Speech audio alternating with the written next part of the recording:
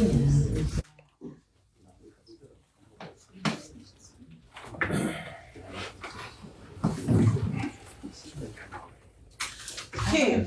I'm going to call the meeting to order. I am doing so tonight as temporary chair because our chair and vice chair are not present, and our chair turned in his resignation at 4:45 p.m. today, effective immediately.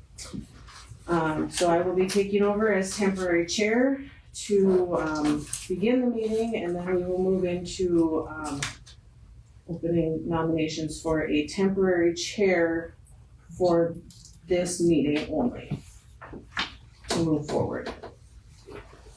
So at this time, we will stand and say the Pledge of Allegiance. I pledge allegiance to the flag of the United States of America and to the republic for which it stands, one nation under God, indivisible, with liberty and justice for all.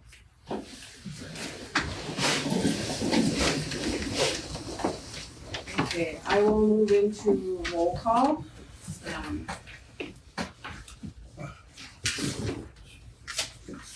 Jody Ranke. Here. Bill Breimeyer. Here.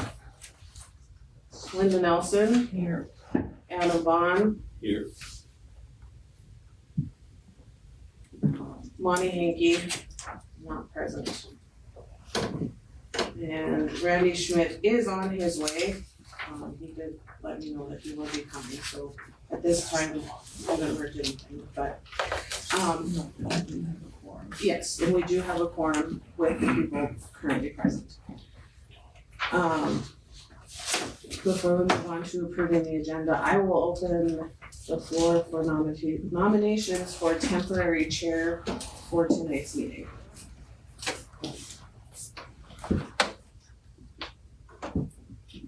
I will make a motion to nominate Linda.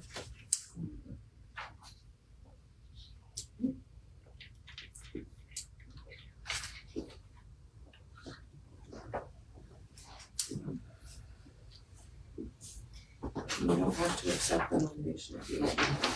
I'm going to decline the nomination.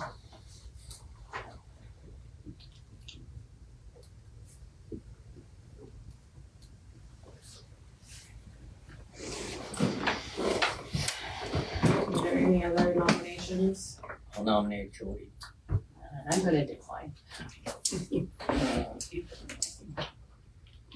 haven't been on here long enough.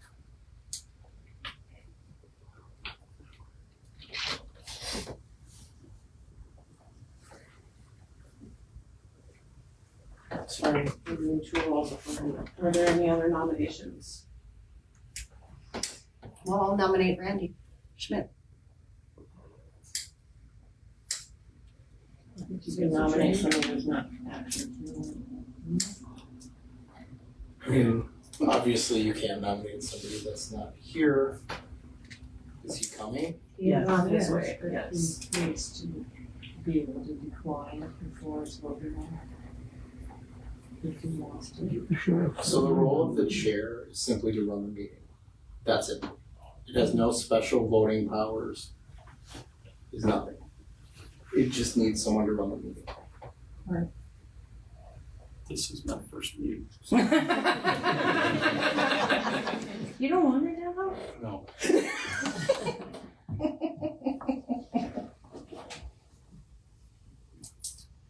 Daryl, can I get your permission to run the meeting? Yes, you may. All right, I'm gonna run the meeting. All right, call the meeting to order. First matter on the agenda is to approve the minutes. Do I have a motion? Oh, sorry. First matter on the agenda is to approve the agenda. Do I have a motion to approve the agenda? I make a motion to decline. Motion to approve, is there a second? Second. All right. We'll go ahead and do a vote by aye. All in favor, say aye. Aye. Opposed? All right, the agenda is approved. Next, we're gonna move on to approve the minutes. Do I have a motion to approve the minutes from the meeting on June 27th, 2024? So moved. We have a motion to approve the minutes. Do I have a second? I'll say. Do you have a second? All in favor of approving, say aye. Opposed? Motion carries. All right, now we're gonna move on to discuss any conflicts of interest. I would direct the members of the board to individually announce themselves and indicate whether they have any sort of conflict of interest with respect to the CO2 ordinance amendment that is going to be presented tonight. Start, please announce your name and indicate whether you believe you have any sort of conflict of interest. Bill Brandmeier, and I have 3 separate contracts with Summit, so I do have conflict. I will call a vote as to whether he may participate in discussion and whether he may participate in the vote. We'll start with the discussion. All in favor of allowing him to approve, or I'll save the motion then until everyone identifies their conflicts. Next. Jody Rainey, my husband is part of Project Tundra, and I am the assistant to the Agriculture Commission who sits on the Industrial Commission. Adam Vaughn, I have none as far as I know. Okay. We're talking about any potential conflicts that you believe that need to be disclosed, so please identify yourself by name and discuss your conflict. Randy Schmidt, I don't have any conflict. Okay. Nelson, I have no conflicts. All right, I will now entertain a motion to allow those who identified themselves with a conflict to participate in the discussion of the amendment. I will do so by roll call.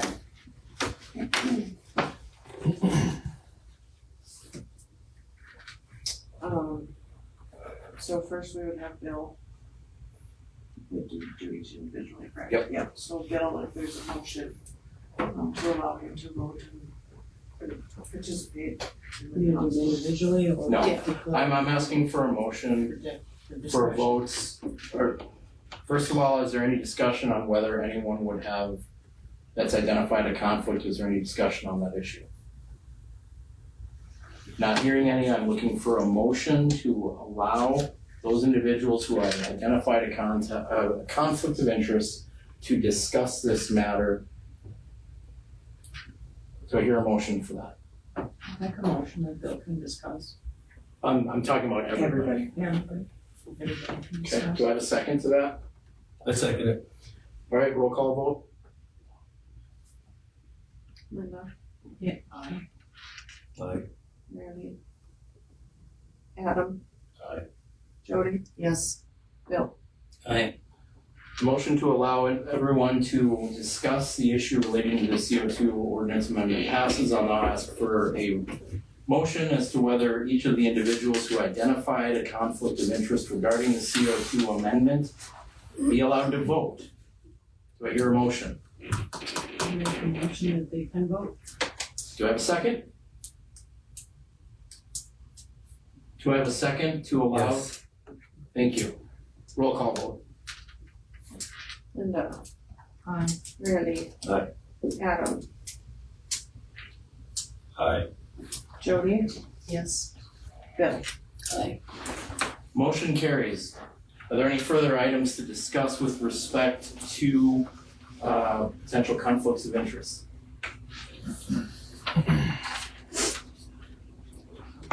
All right, not hearing any, we'll move on to the building permits. What do we have? We have the revisited Blattner Energy permit. It was asked of Blattner to provide with more documentation in regards to the legal description. So they did send 3 different maps with the section, township ranges and locations of these Met towers, which are behind the building permit application. Everything else is what the building permit, what they're building, which is Met towers. Aside from, That towers permanent or temporary? they didn't say, I believe they're permanent, but they never said what they were. So if there's any good, Sure. Is anyone here? All right, everyone just take a moment to please review that.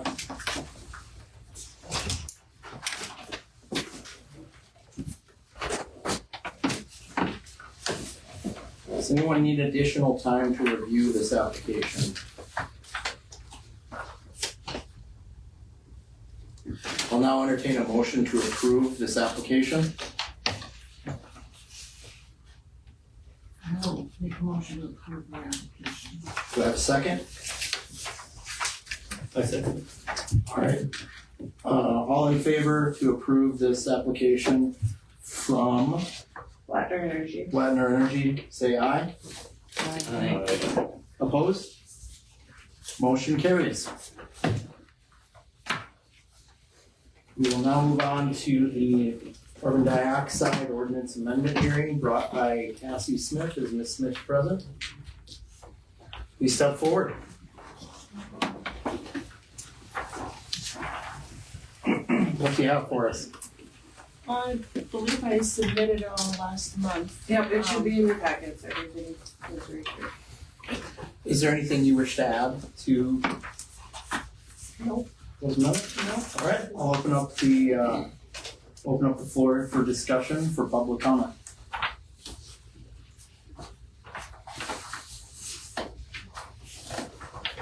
Not hearing any public comment, I'll open up. Why don't you reinstate why it was sent back to the planning and zoning board, just in case anybody missed that? I'm sorry, I guess I don't understand what you're asking. The application, the ordinance was sent back to be voted on again by the planning and zoning, by the commissioners to planning and zoning because of lack of a quorum from the last meeting. Correct. So that's why it's Yeah, up it's- for vote and discussion. Yep, it's up for discussion and vote because there was an improper quorum that was held. A quorum meaning that there was an insufficient number of the members of the board that were present that did not vote. So the commissioners determined that this was to come back for a hearing and a vote tonight. Any other public comment? Yes, please, identify yourself. Carly McLeod, I'm with Minnesota Power Cooperative, and I'm here with a letter from our CEO. Okay, And I'd like to present to you and then just read if that's allowable. absolutely. Here's some copies if you just want to pass it. Everyone please shut off their phones. That's not mine, so we're good. Okay. That's okay. Should I go ahead while you're handling? Well, let's wait till everyone gets a copy.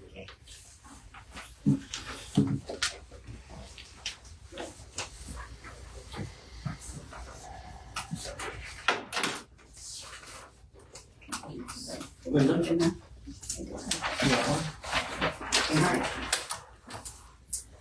Oliver County Planning and Zoning Board.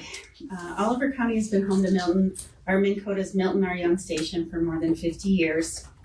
We're proud of our strong safety record and our role working with the community to provide quality jobs, support the school district, and help enhance the overall quality of life in the region. Through Project Tundra, our goal is to further that commitment by making a multi-billion-dollar investment into the county and supporting the next generation of employees at the Young Station and BNI Mine, which are major economic engines of the area. As you may have seen in the press or on social media, the project is facing some added complexity in decision-making from onerous EPA power plant rules, supply chain disruptions, inflationary pressures, and cost escalation. The actions being considered by the Oliver County Planning and Zoning Board add to the uncertainty. At Minn Kota, we've defended against the growing number of outsiders who want to see all coal plants close. While many other utilities across the county or the country have simply walked away, we stood firm. We see a positive future for Milton R. Young, but to better position that facility against anti-coal pressures, carbon capture remains one of the best paths forward to achieve that. Oliver County's 2-year consideration of a CO2 ordinance jeopardizes our future because it signals an alarm to a cautious financial market that there is a lack of local support for the project, which creates a perceived risk. That risk will be a due diligence issue the project will need to mitigate to the extent possible with investors, lenders, and the Minn Kota membership. In addition to the financial threat to the project, the ordinance is being considered by the Planning and Zoning Board create a legal threat. The ordinance, if acted upon, would be a clear contradiction of state law and will undoubtedly prompt legal action from the state to preserve its primacy over CO2 injection and storage. Such state action would be supported by Minn Kota because our existing permits would be compromised if state primacy is challenged. Litigation is costly, and with the county facing minimal chances of success, the efforts would be a waste of resources ultimately borne by the taxpayers. Since the start of Project Tundra almost 9 years ago, Minn Kota has been committed to working closely with the county and its residents. Our strong working relationship helped the project reach major milestones, including the permitting of the largest CO2 storage facility in the United States, with 97% voluntary landowner consent. We believe that transparency and active engagement with the community serves everyone. We continue to be actively engaged with the community to ensure impacted landowners, commissioners, and other key stakeholders receive timely project updates and have a forum to ask questions and provide feedback. This includes being present at the vast majority of county commission and planning and zoning board meetings. We understand that carbon capture and storage is a new industry in the state, and there are many questions you may have. To the extent this board has questions about how the process and technology works, we are happy to answer any questions you have of us. Furthermore, we encourage the board to reach out to third-party experts to learn additional technical or safety information. Minn Kota remains committed to working with you, being transparent, and continuously earning your trust as this project moves ahead. We hope the county shares our commitment to that collaboration. We believe we are doing the right thing by pursuing Project Tundra, both for our member owners and the people of Oliver County. We're proud of our history in this county and recommend that we work even more closely together instead of pursuing paths that will drive us apart. Sincerely, Mac McClellan, President and CEO of Minn Kota Power Cooperative. That ends the letter. I do have Craig Bleth and Tim Hagerup from the plant here if you do have additional questions about the project. Well, before we get to questions, I want to make sure that everyone that's in here has a right to speak their mind. That's what the purpose of this meeting is. We have had 19 meetings on this issue. So let's all speak our minds and see where it takes us. Does anyone else wish to have any sort of comment on this? Please step up and state your name. Alan Mays. What would you like, Alan? I speak for land in Oliver County. I'm sorry, what's I that? speak for land in Oliver County. My parents live in Oliver County. I would request that you consider to pass this ordinance. By passing this ordinance, you will provide protections to Oliver County residents and Oliver County landowners. That is something we're looking for right now. I am asking each of you to do that for that express purpose. My parents' land is 1.5 miles downhill with the wind. Some of you know where it is. I have spoken many times of those 19 meetings to this very committee.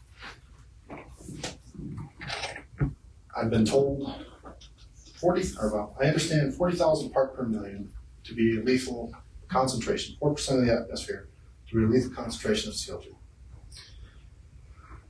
I've been told in theory some of the that would potentially be 500 feet. They expect 500 feet. When you look up strategic CO2 response documentation of how to respond to leaks, they're saying, well, 40,000 part per million, there is no argument that that is lethal. But a much lower concentration, 5,000 part per million, should be considered in response because of the potential danger to people with varying health problems. Particularly, anyone with those health problems would be in that fallout of this release. That'd be very dangerous for those individuals. We're not all perfectly healthy or perfectly young out in Oliver County. I would ask that you consider passing this ordinance to protect Oliver County residents and Oliver County landowners. Thank you for your time. Thank you. I do want to clarify that the Planning and Zoning Board is an advisory board, so this board will only make a recommendation. So nothing will be passed or denied tonight, just so everyone is clear on that. Is there anyone else that would like to be heard? I would like to be heard. Okay. Patty Kepke, City. I'm here right now talking as a citizen of Center. This ordinance has been, as you mentioned, 19 meetings, long and hard. We've, through blood, sweat, and tears, have tried to make it to where the biggest thing is the setbacks. We took out the setbacks because we knew that was a big portion of it.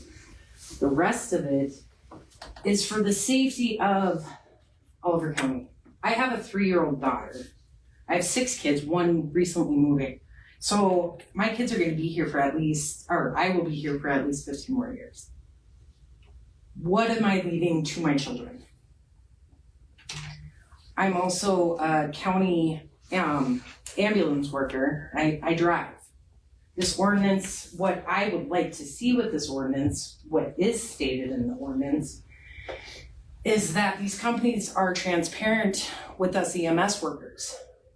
So if we get a call, I'm not going out there unless I have something planned. So that's my biggest thing. It's like this ordinance, it's hard for me to think why nobody wants it, because it doesn't say anything like you can't do this, you can't do this, you can't do this. It's saying transparency. Minn Kota, I mean, all these guys are like, oh, we're transparent. You are? Are you sure? We had a call out to Minn Kota for a fire. I was told that they had fire rescue out there. Why did our volunteer firefighters have to go out there? If Minn Kota had that. If they have their own plan. Then I found out it was contractor.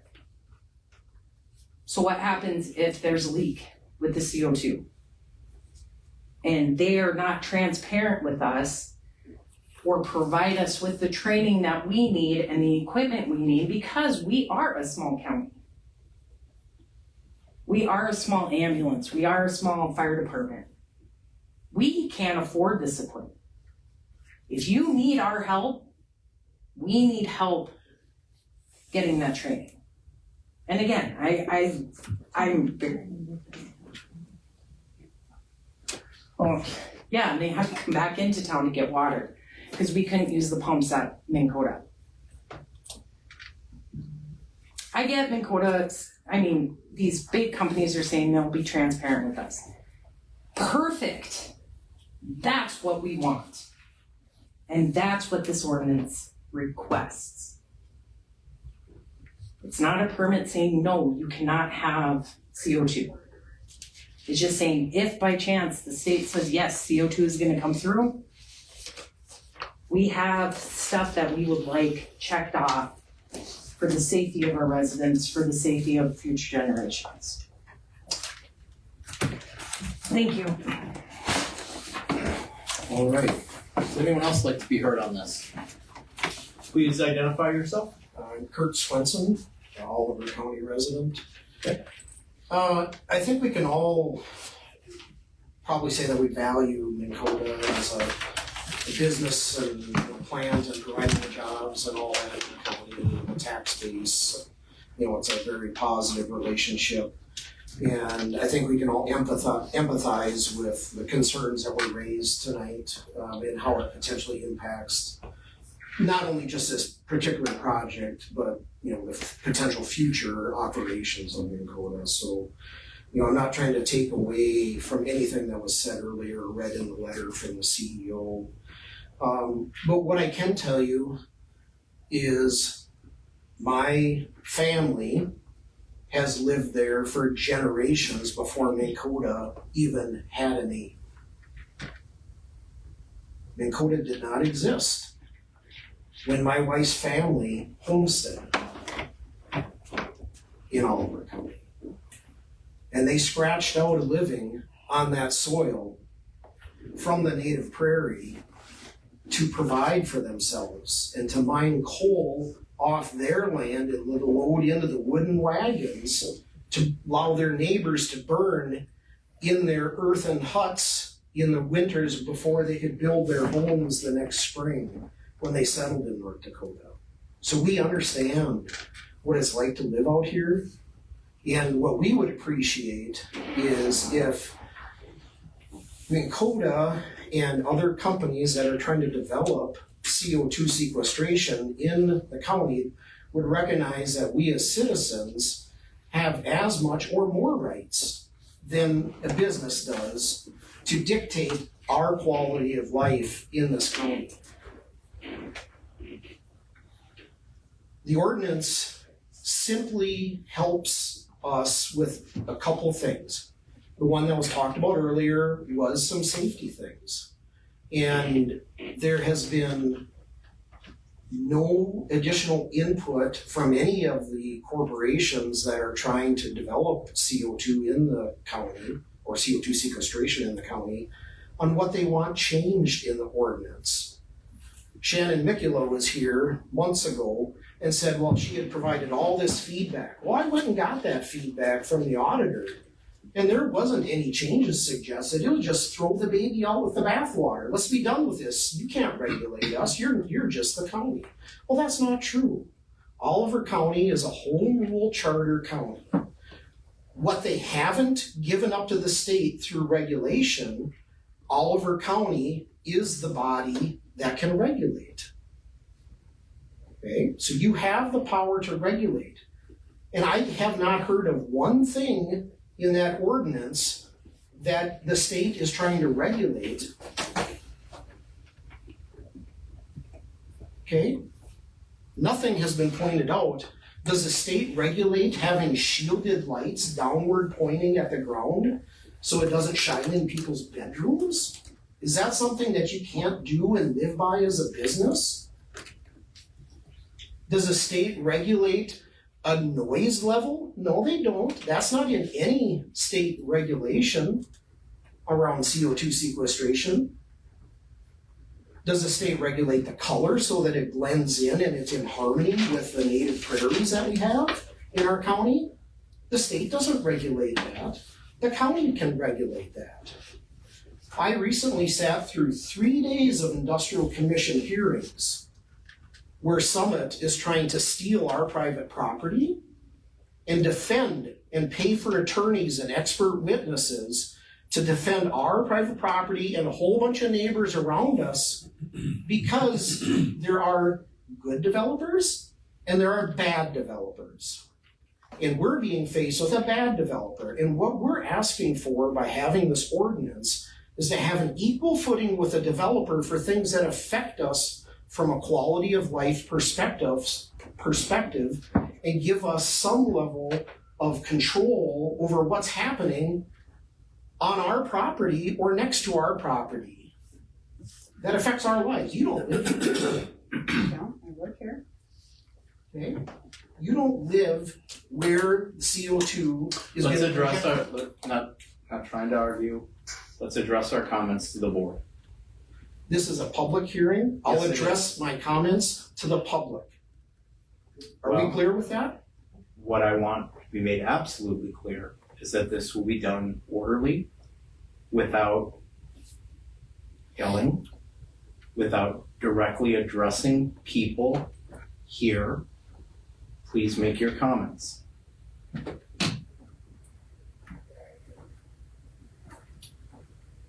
So Minn Kota is suggesting to throw the baby out with the bathwater. They have not provided one change to that ordinance that would make it more amenable to them, that could help them with their project.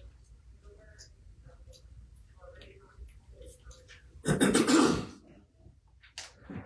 can assure you that Minn Kota is simply wrong in their assertion that this is conflicting with state laws, just like they're wrong in their defense of the Northwest Landowners lawsuit that's currently going on, because they will lose that as well. And what we need to make sure happens here is that our citizens come first and have at least an equal footing with the businesses and the industry in there. Nobody's trying to say no to Minn Kota, and we understand that there are legal threats. We understand that there are issues happening that affect these businesses. But our ranch is our business as well. And these project developments affect us and where we personally live. and those that are financially benefiting from this, you should be ashamed that you're even being allowed to vote on this. Because Please do not direct your comment. you said I could direct it to the board, and I did. Well, Let's keep Well, moving on. So I yes, would let's move appreciate that all of you consider those of us that are not financially benefiting, that are here spending a significant amount of our time, personal time away. This is not our job to be here tonight. We're not paid as an attorney to be here tonight or as a business to be here tonight. We're here as a citizen defending our land and our lives and our livelihoods. And we ask that you pass and recommend that you pass to the commission of the CO2 ordinance. thank you. Would anyone else like to be heard or weigh in on this? Well, hold on. Michael. Just, can you wait? Okay, go ahead and identify yourself. Michael Schmidt, I'm a Oliver County resident.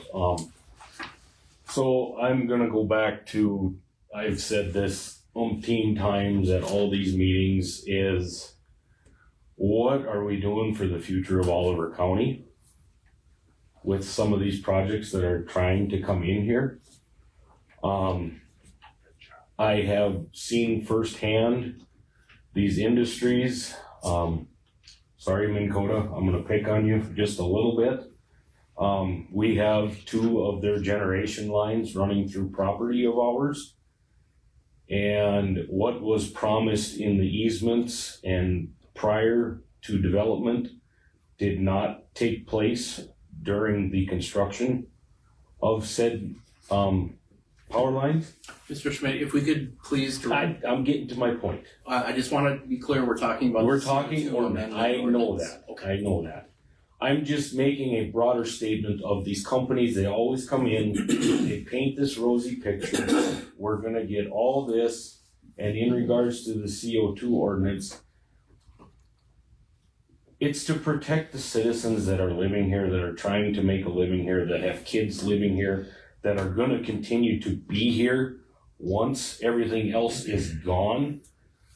Wind turbines have a shelf life, solar has a shelf life, these CO2 wells are gonna have a shelf life of 7 to 12 years. We're gonna be stuck with that after that. So in the process, I think we need to take care of ourselves as a county. And the state is doing a poor job, our representation is poor. It ain't gonna matter what we say to them, we're gonna try and get steamrolled. And I think we will get steamrolled by higher ups, but I think we need to take care of ourselves with this ordinance and protect our roads, protect our citizens, protect our surroundings. And if that's bad that we want to protect ourselves, I don't understand what we're doing here. So that's all I got. I don't have anything else tonight. Okay, I know Linda said she had a question. I have a question, in general, if anybody could answer, what happens if the state loses its EPA primacy? If the state loses its primacy, then the EPA and the federal government controls everything. Right. And where does that leave us? It leaves you with less control than you think you have now. We don't have much control at all right now. And it also has the feds coming in and deciding what's best for North Dakota instead of North Dakota deciding what's When best is for North FEMSA gonna put out safety regulations? They already actually have safety regulations. You're talking about the CO2 specific work that they're doing. They have been working on that. It's working on through congressional approval. And I will say I reviewed what it is that they're putting in. North Dakota has all of those things in our laws. Yes. Does that answer my question? I do have a question, Patrick. Do we even have jurisdiction to even create this ordinance? So I'm not going to serve in my role as state's attorney at this time. I'm running this meeting. It's not fair for me to do both.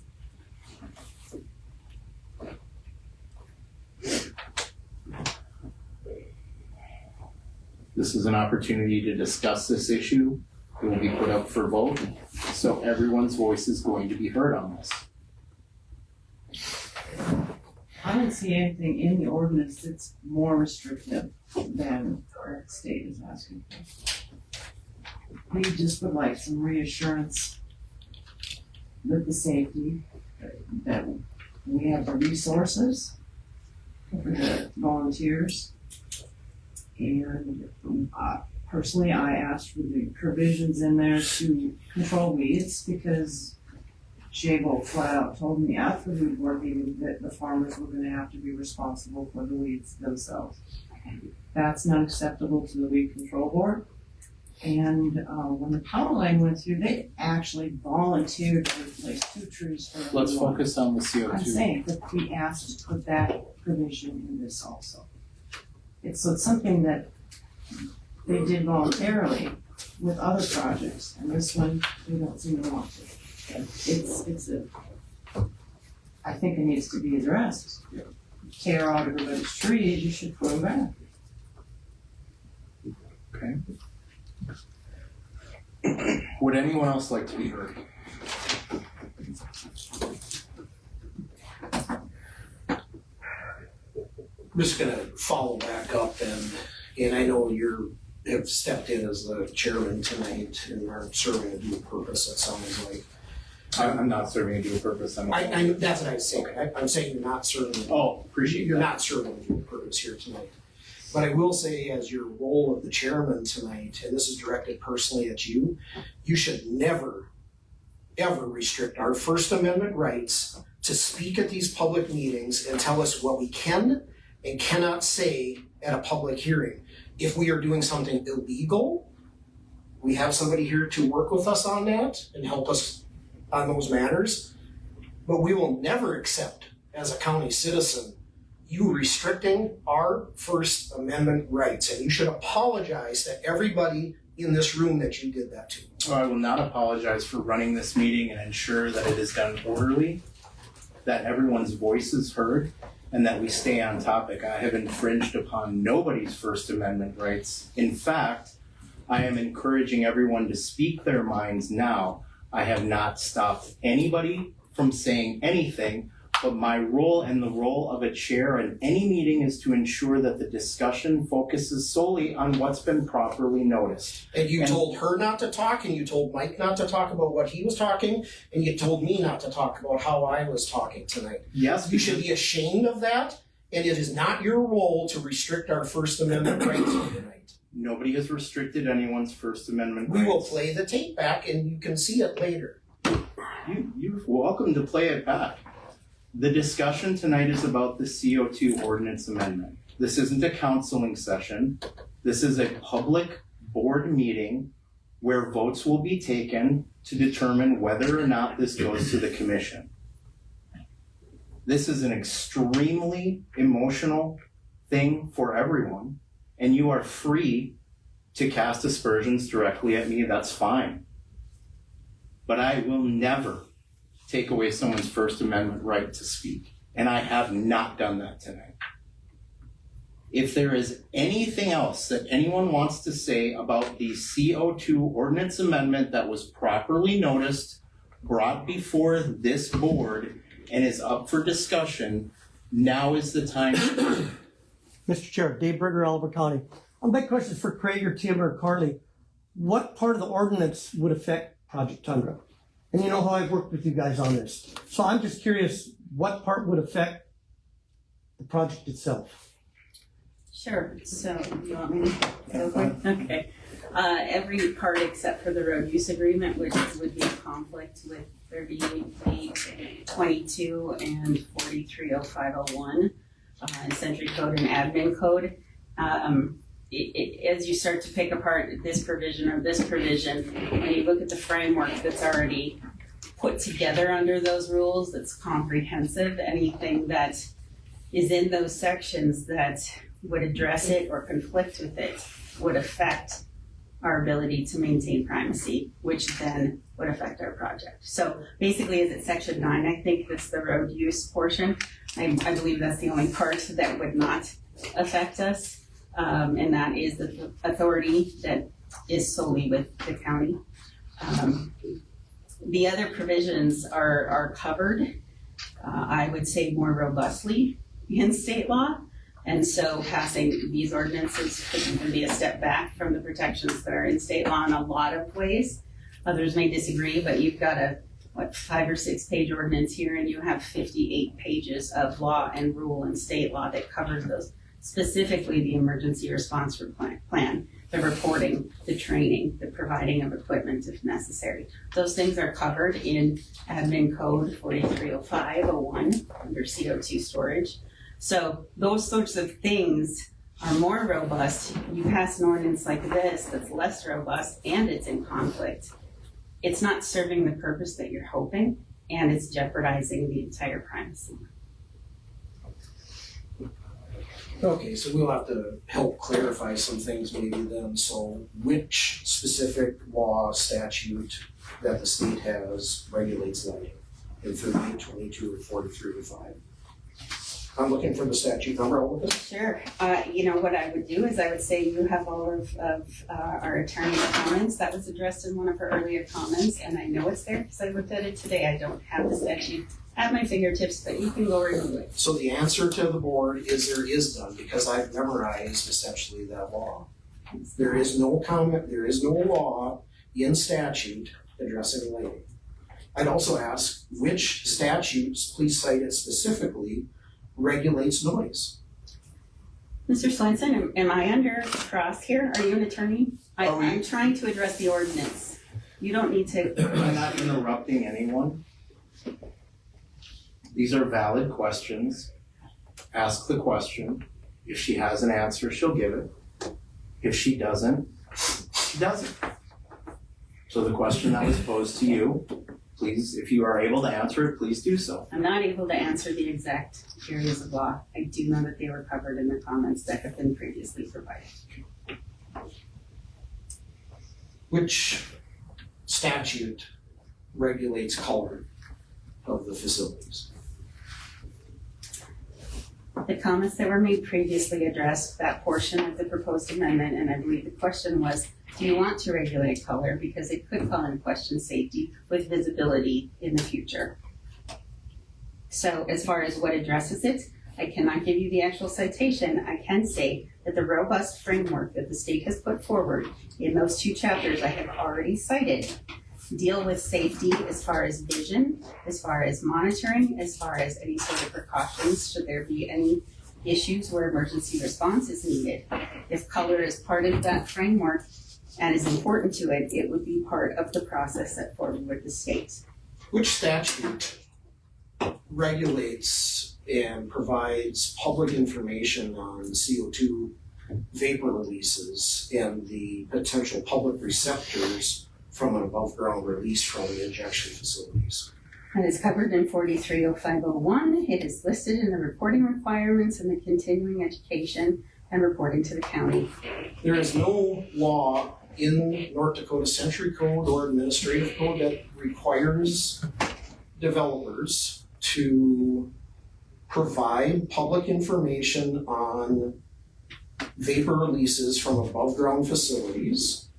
Having sat through 3 days of industrial commission hearings and all the testimony that was provided by the EERC and the applicant in that case, they do not look at that.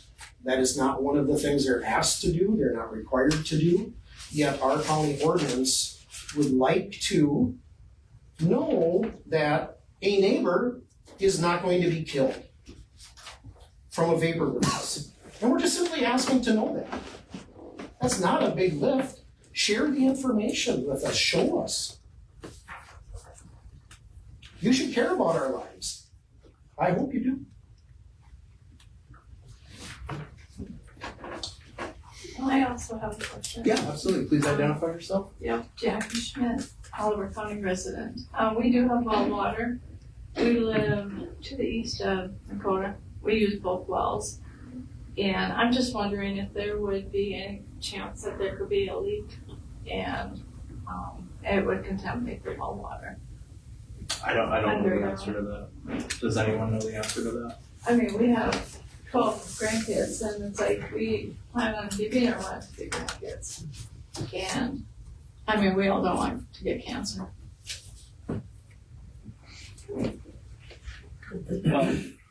You know, I don't know how deep your wells are. Can you identify yourself? Yes, my name is Craig Wolf. I'm Vice President of Project Development with Minn-Kota. I work solely on Project Tundra. You know, at least 3. I think we have one of the best wells in the county. And how deep is it? 900. 300. Yeah. So the permanent formations, east storage site, primary tundra storage site, utilizes 2 formations, one that begins about 5,000 feet down, and one that is at 9,000 feet down. That's the lowermost above the Precambrian. And those 2 formations are found to be suitable only because, and I'm not a sequestration expert. I work on the carbon capture side of the project and the project manager overall. But they're found to be suitable because they have sufficient aquatards above and below isolating layers, above and below the targeted sand formations that CO2 will be sequestered in. And then has there been any talk of in Oliver County, the land prices will probably most likely go down? You know? I don't know that. Land never goes down, I feel. It depends on what's all happening here and if it's a danger to the public or not. Other residents. I have a comment on that. Just the land price deal. With the leases of pore space, it goes with the surface rights. And if the injection happens, that's just raising our property prices, to be honest with you, because you have a guaranteed income stream that's going to be coming with the surface right of that property. So if anything, it's going to raise the valuation of land prices around here, just for the simple fact of you're going to get extra money coming in on top of that, owning the surface of that property, being the pore space goes with the surface owner. Is it right? No, because I would like to own some land. That just screws with my renting of property, because now everybody's, it's gonna go up. It's gonna go up. But if you don't have pore space, or you don't have any, we don't have any land that has anything on it, which I'm glad. Well, we don't either, but I'm just saying anybody that would fall under one of these said projects is gonna think that their land is worth more because there's a guaranteed income coming in on it if they are injecting actively on it. To add to Michael's stuff, sorry Michael, but I'm the equalization director and I have to equalize the county. So if there is, even though you may not have a pore space, it all has to, I'm not saying the land's gonna go up hundreds and thousands of dollars, but we still have to find an equilibrium within the county. So it will go up even if you don't have the pore space. I can't tell you a number, but.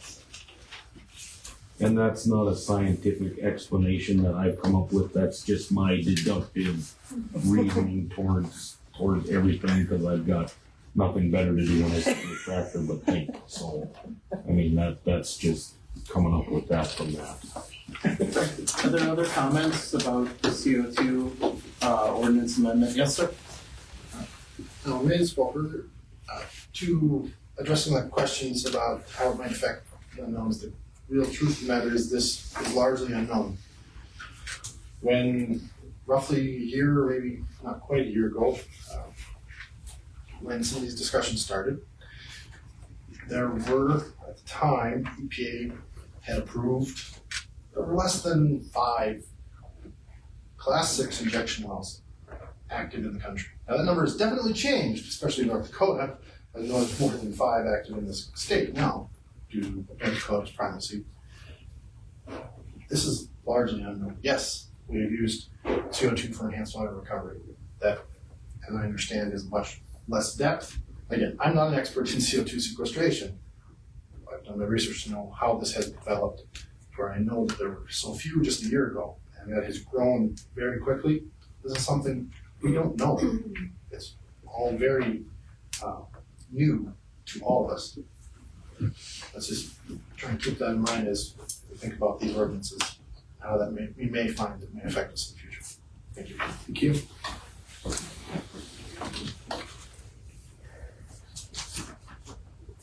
Would anyone else like to be heard? All right. Are there questions that wish to be directed from the board to anyone that's spoken or anyone that's here at this point?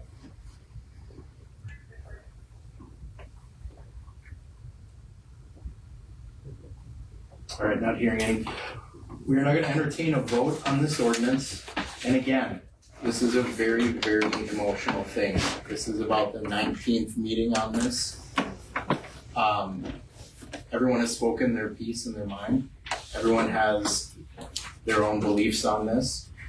Whatever the vote is, I ask that you all act professionally and respectfully of the people on this board who are voting. This is an appointed board, but these are generally volunteers. So at this point, I'm going to ask for a motion to vote on approving the CO2 ordinance amendment. Do I have a motion for that? I'll make a motion to approve the ordinance as written. Okay, we have a motion to approve the ordinance as written. Do I have a second? A second. All right, we have a second. We're going to call a roll call vote. Jaden? Linda, Yes. Randy, Aye. Adam, Aye. Jody, No. Bill. Because of the conflicts of interest that I've stated, I choose not to. Okay. All right, well, there's three votes to one. Yes, one vote no, with one abstaining. Motion carries and will be presented to the county commissioners at the next regular county commission meeting. Do we have to read that again?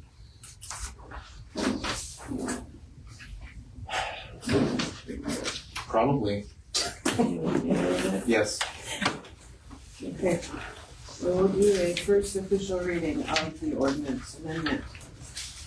2024-02, an ordinance enacting a new subsection 15 and section 4.1 of the zoning ordinance of Alder County relating to conditional uses in agricultural districts, relating to carbon sequestration storage facilities and flow lines. An ordinance enacting a new subsection 1 under section 5.1 of the zoning ordinance of Alder County relating to conditional uses in residential districts relating to carbon sequestration storage facilities and flow lines. Please don't tell me to slow down, because I want to read this. An ordinance enacting a new subsection 1 under section 6.1 of the zoning ordinance of Alder County relating to conditional uses in residential districts relating to carbon sequestration storage facilities and flow lines. An ordinance enacting a new subsection 1 under section 7.1 of the zoning ordinance of Alder County relating to conditional uses in mobile home park districts relating to carbon sequestration storage facilities and flow lines. An ordinance enacting a new subsection 1 under section 8.1 of the zoning ordinance of Oliver County relating to conditional uses in commercial districts relating to carbon sequestration storage facilities and flow lines. An ordinance enacting a new subsection 10 under section 9.1 of the zoning ordinance of Oliver County relating to conditional uses in industrial districts relating to carbon sequestration storage facilities and flow lines. An ordinance enacting a new subsection 3 under section 11.1 the zoning ordinance of Oliver County relating to conditional uses in recreational districts relating to carbon sequestration storage facilities and flow lines. An ordinance enacting a new subsection 1 under section 12.1 of the zoning ordinance of Oliver County relating to conditional uses in conservation districts relating to carbon sequestration storage facilities and flow lines. Be it ordained by the County Commission of the County of Oliver as follows. Section 1 amendment. A new subsection 15 is hereby added under conditional uses in agricultural districts as listed in section 4.1. Additionally, a new subsection 1 is added under conditional uses in residential districts, section 5.1. A new subsection 1 under residential districts, section 6.1. A new subsection 1 under conditional uses in mobile home park districts, section 7.1. A new subsection 1 under conditional uses in commercial districts, section 8.1, a new subsection 10 under conditional uses in industrial districts, section 9.1, a new subsection 3 under conditional uses in recreational districts, section 11.1, and a new subsection 1 under conditional uses in conservation districts, section 12.1 of the zoning ordinance of the County of Oliver, State of North Dakota, are hereby implemented and enacted to read as follows. carbon dioxide sequestration storage facilities and flow lines. The following regulations shall apply to infrastructure and facility developments relating to the permanent sequestration of carbon dioxide in pore space associated with a Class 6 injection well permitted by the North Dakota Industrial Commission. 1. Definitions. A. Carbon dioxide shall contain a minimum of 95% carbon dioxide along with incidental substances and gases that do not exceed the threshold set by the Occupational Safety and Health Administration should be immediately dangerous to life and health as quantified by dispersion modeling in all release scenarios. B. Permanent sequestration is defined as the injection of carbon dioxide for the purpose of permanently placing it into pore space for storage and does not permit the use, reuse, or removal of carbon dioxide for any other purpose. C. Flow line is defined as a smaller interfield transfer line used to transfer carbon dioxide from the main facility or pipeline to injection facilities. 2. Facility lighting. Any above-ground facilities requiring outdoor lights shall be designed to minimize light trespass and light pollution from the boundaries of the facility and shall be designed as follows. All lighting fixtures shall be shielded so that no substantial glare extends beyond the boundaries of a CO2 sequestration facility. B. Unless otherwise required to comply with regulations, lighting shall be installed for security and safety purposes only. 3. Appearance. All above-ground infrastructure and facilities shall be painted or otherwise colored in such a manner that will blend with the surroundings. 4. Noise pollution. Any infrastructure and facilities developed in conjunction with a CO2 sequestration project must be designed to minimize noise pollution. 1. A maximum 40 decibel noise level is permitted at the immediate above-ground facility boundary fence. 5.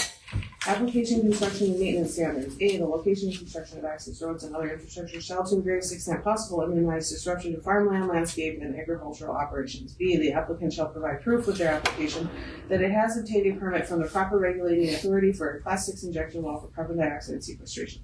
The applicant shall promptly replace or repair all fences or gates removed or damaged during all phases of the sequestration project's life unless otherwise negotiated with the affected landowner.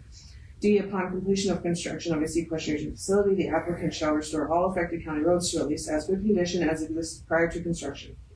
To that end, applicant shall enter into a road use agreement with the county for county roads that are or will be used for the construction, operation, and maintenance of the facility, which agreement shall include at a minimum the following. 1. Results of an acceptable pre-construction baseline survey conducted to determine the then existing road conditions for assessing potential future damages. 2. Secure bonding or other financial assurance and a reasonable amount as agreed upon between the parties for the purpose of repairing any damages to affected county roads caused by the construction, operation, or maintenance of the CO2 sequestration facility and flow lines. And 3. Providing the Planning and Zoning Commission with a copy of any signed agreements pertaining to use of Oliver County roads. E. The applicant shall minimize the removal of trees and shall not remove groves of trees or shelter belts without the written approval of the affected landowner. If any trees are removed, the applicant shall replace each one tree removed with 2 new trees after discussion with the landowner on placement and or replacement of up to 5 years. During all times of construction, the applicant shall apply, after discussion with the county road superintendent, a dust suppressant to gravel roads for effective dust control on the complete width of the road surface within 1,000 feet of any driveway to an occupied dwelling, commercial building, publicly used structure, facility, and along any road that borders any state and county park or livestock feeding operation. 6. Public safety standards. Prior to construction and to be included with the application, the applicant shall prepare fire protection and medical emergency plans that shall include a detailed list of trainings and emergency response equipment of which the applicant will provide to the emergency response entities at the expense of the applicant, which includes but is not limited to the following entities: the rural fire districts, the sheriff's department, emergency management, and local emergency medical service providers. B. Each above-ground facility shall be marked with a visible identification number to assist with the provision of emergency services, and the committee shall file with the Oliver County Emergency Manager a map identifying infrastructure, locations, and numbers. C. The applicant shall develop an early warning system to provide local residents and emergency responders notification of any release that could create a health risk beyond the boundaries of the facility. The applicant shall provide educational materials about the project, including any restrictions or dangers associated with it, to landowners within 5 miles of the site boundaries, and upon request to any other persons who may be affected by the project. The applicant must provide all necessary safety measures related to the facility, such as warning signs, pipeline markers, or gates for traffic control, or to restrict public access to the facility. E. In accordance with the applicant's public safety plan and within 10 minutes after an occurrence, the applicant shall notify the Oliver County Emergency Manager of an extraordinary event. Extraordinary events include, but shall not be limited to, fires, carbon dioxide, or other chemical releases, and any serious injuries to facility workers or private citizen. The applicant shall, no later than 30 days after the occurrence, submit a report to the county emergency manager describing the cause of the occurrence and the steps taken to avoid further occurrences. 7. Facility setback requirements. Applicants shall submit with their permit application the necessary information to confirm that the storage facility and flow lines will not endanger human health. This may include CO2 release modeling utilizing 1. Exact locations topography. 2, full flow release until safety systems or personnel are able to shut down the system. 3, various environment weather condition scenarios. CO2 concentration level at which human health is endangered. Name, employer, certifications, professional engineer license number, and contact information of the individual that performed the model. Listing residents and roadways impacted by the various scenarios. B, Oliver County has many cultural and historic sites. The county may reasonably require the permittee to avoid such sites when granting a conditional use permit. 8, pipeline, electrical, and communication transmission line standards. A, the applicant shall place all electrical lines and communication cables underground to a depth of at least 4 feet. The applicant shall place all flow lines and pipelines underground to a depth of at least 6 feet to top of pipe. B, the applicant shall not place overhead lines on public roads or drainage easement rights of way when placing pipelines, electrical, or communication lines, or flow lines. The applicant shall place them in accordance with the easement negotiated with the affected landowner. C, the applicant shall comply with all federal, state, and local laws applicable to generation, storage, transportation, and disposal of hazardous waste generated during all phases of the project's life. 9, road use arrangements. Prior to construction, the applicant shall make satisfactory arrangements, including but not limited to obtaining highway utility permits and load pass permitting system transportation permits for road use, access roads, intersections, maintenance, and repair of damages within the county. The arrangement agreement between the parties shall be reduced to writing and signed by the county and the applicant. A copy of the executed agreement shall be provided by the county road superintendent. 10, restoration and reclamation of property. A, within 6 months of termination or abandonment of leases or easements for a carbon dioxide sequestration facility and flow lines in Oliver County, the current committee shall, at its own expense, cause the removal of all structures to a depth of 3 feet below pre-construction grade. Underground pipelines, electrical, and communication lines do not have to be removed, but any easements of record must be released. B, prior to and during and after construction, within 6 months of termination or abandonment of leases or easements for a carbon dioxide sequestration facility and flow lines in Oliver County, the current committee shall execute at its own expense a noxious weed control plan. The permittee will be required to repair all ground that has been disturbed, and upon agreement with the landowner, have a plan to take care of any noxious weed growth caused by such land disturbance. If the noxious weed control plan is not followed and noxious weed growth is not controlled, the permittee will be subject to fines at a dollar amount set by the Oliver County Weed Control Board until such plan is followed and noxious weed growth is contained. 11, changes of ownership. An owner or processor of any controlling interest in a carbon sequestration facility permitted in Oliver County pursuant to this section shall notify the county auditor of the sale or transfer of his ownership or interest in that operation within 30 days of such sale or transfer. Section 2, effective. This ordinance shall become effective upon the second reading and final passage hereof and publication if required. One drink. One drink. Yes.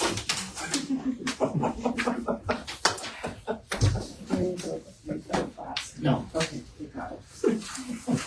I'm done. Where's my agenda? Here it is. All right, there's some other business we're gonna be talking about today. Let us start with the solar ordinance discussion that was tabled from the previous meeting.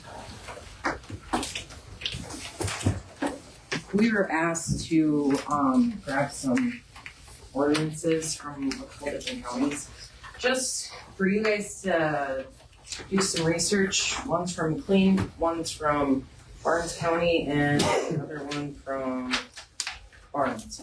Bowman. Yeah. Bowman, Barnes, and yeah, McLean.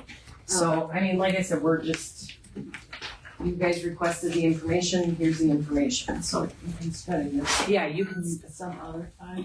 Yes, this can be studied at home, in your homes, or wherever. It was also just previously discussed, mentioned potentially, rather than drafting an ordinance right this second, possibly putting a moratorium on solar for a limited time so we can draft a proper ordinance. That was requested by the county commission chair, so that's something we can also consider look into. It's my understanding that we only have, authority over 5 megawatts or less. So the state only gets involved over 5 megawatts. All right, is there any discussion at this point on the information just given to us? Hearing none, we'll move on. The comprehensive plan handout.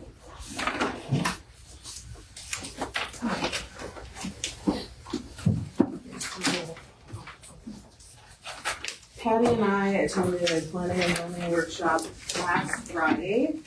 and there was discussion on, county comprehensive plans. And, Oliver County has a comprehensive plan, but it is from July of 1976 and has not been updated since then. I mean, there are some very good things in this comprehensive plan, but, you know, it was suggested at this workshop that these should be looked at and potentially updated. So that's just kind of why I'm presenting it to you now, because you did not have a copy of this prior to today. And it was also said that, to enforce your zoning ordinance, you need to also have the comprehensive plan. So, need your comprehensive plan until such a time as it may be updated. So the idea being that it maybe need to be relooked at in order to be more in line with. In line with today. Yeah. Yes. The first quote to update it was $45,000. What does that mean? That's how much it would cost to hire a consulting firm to help us update it. There's nothing saying that we as a board can't do it ourselves, with input from the county commissioners and the public as well. But if you want a consulting firm to come in, especially to help with some of the more technical aspects such as maps, graphs, charts, etc., it could cost the county a lot of money. So we're giving it out so people can just kind of read it and see. Have other counties recently re-updated theirs, and what sort of mechanisms did they choose? Did they do it themselves? Did they? No, they've done it through consulting firms such as SRF Consulting, which that is one of their main. I mean, SRF does a lot of these comprehensive plans. We are required by central code to do this. Yes. We just think that, just if people can look through it and just kind of give some ideas, maybe we can, we'll pay to it obviously and come back to it. A little light reading. Yeah, a little light reading, yeah. Yep. Is there any action being requested to take at this time? No, this It's is just really informational. Okay, and by having this information, what is the plan? To consider updating. The board needs to look at it to see where we could update it.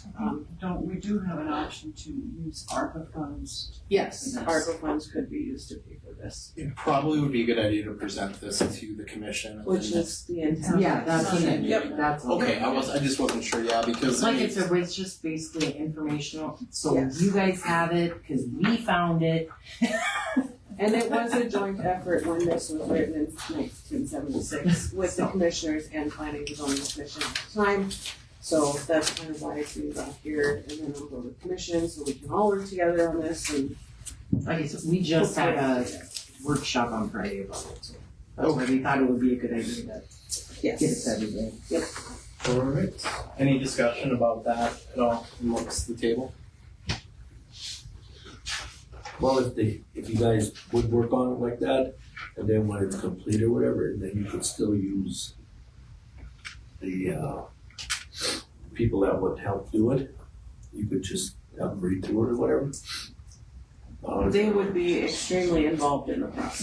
Yeah. They would be here or via email and Zoom calls, working with us to completely update this. They would probably come to meetings to discuss with the board, because this has to be a board and commission agreed upon decision with public input. This isn't something that. And it's not gonna happen overnight. No. But the big part is that we don't have any current maps. Yes. We don't have any zoning maps. I'm not an expert, that sounds problematic. It is problematic. problematic. We have some ancient ones that are behind storage cabinets in the storage room that you can't access. That haven't been updated for 30 years. But we are working on getting a new System. GIS system Yeah. to give us a better way to do maps, digital mapping, having an online version for citizens to go through and look at.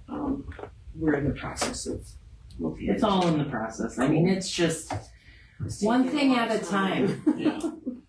CO2 has really taken a lot. Any other discussion about the comprehensive plan? Questions? All right, the last item on the agenda is a FOIA request. So, on FOIA being Freedom of Information Act, it's essentially an open records request.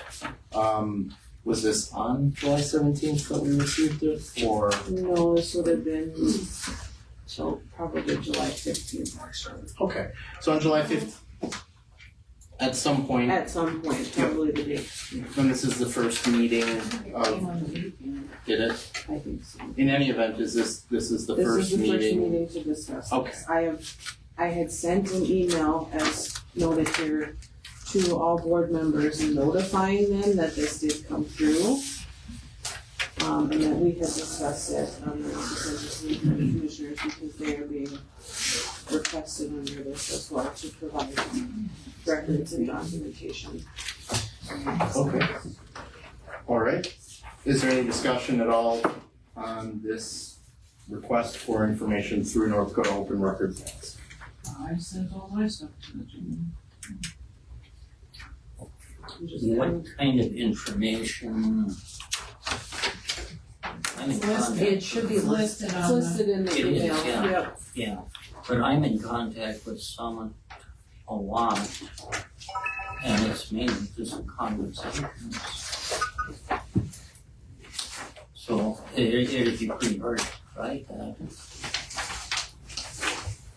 What's been requested, if you can comply with it, you need to. If you have the information and it's directly related to the information that's being requested, the obligation is there to provide it. Are the contracts part of it? I didn't see it listed on there.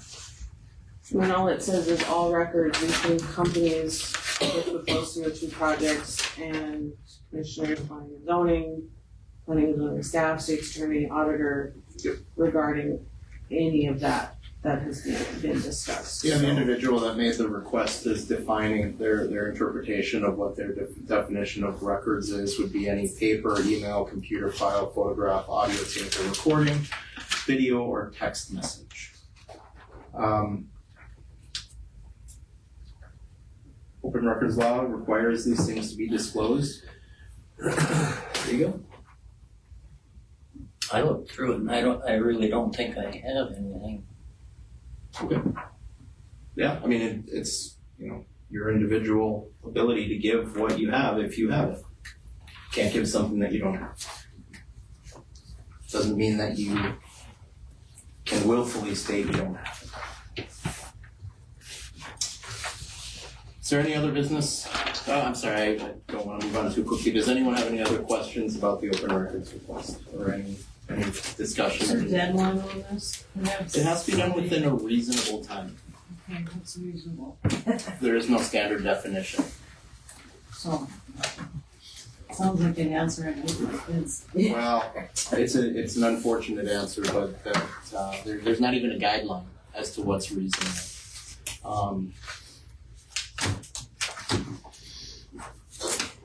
Any other discussion on that? There being no other business, the meeting is adjourned. First two pieces of paper, or the first piece of paper on there, right? Maybe the whole big I page. just need your signature. Okay. Huh?